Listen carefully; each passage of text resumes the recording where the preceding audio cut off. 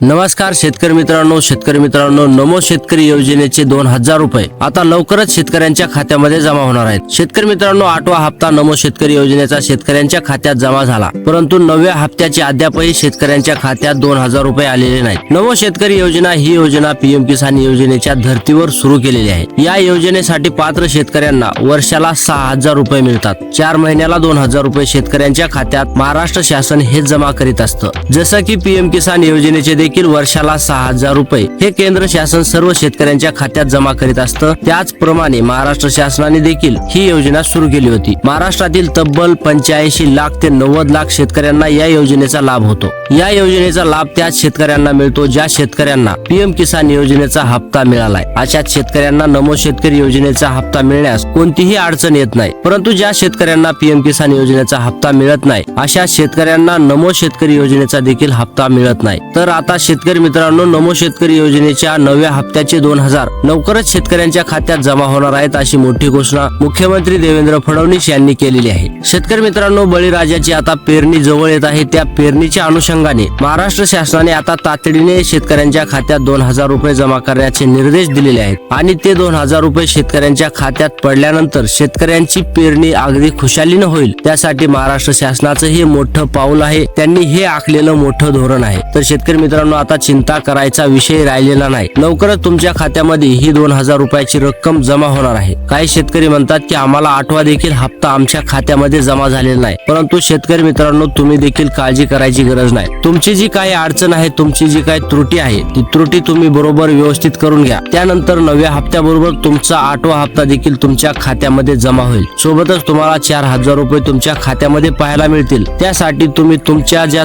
त्रुटी झालेल्या आहेत त्या तुम्ही ठीक करून घ्या। त्यानंतर तुम्हाला 8व्या हप्त्याचे देखील पैसे तुम्हाला भेटून जातील। त्या त्रुट्या कोणत्या असू शकतात त्या पाहूयात। शेतकरी मित्रांनो, तुमचा आधार कार्ड बँकशी लिंक असायला पाहिजे, तुमचा मोबाईल नंबर बँकशी लिंक असायला पाहिजे, तुमची केवायसी असली पाहिजे। जर या सर्व बाबी पूर्ण असतील तर तुम्हाला या हप्त्यापासून कोणीही वंचित ठेवू शकत नाही। आणि जर या तुमच्या सर्व अटी पूर्ण नसतील तर तुम्हाला जसं 8व्या हप्त्याला झालं तसंच 9व्या हप्त्याला देखील होण्याची दाट शक्यता आहे। त्यामुळे तुमच्या ज्या त्रुटी आहेत त्या तुम्ही व्यवस्थित करून घ्या। त्यानंतर तुम्हाला हे सर्व 8वा आणि 9व्या हप्त्याचे पैसे मिळून जातील। तर व्हिडिओ आवडला असेल तर व्हिडिओला लाईक आणि चॅनलला सबस्क्राईब करायला विसरू नका। धन्यवाद।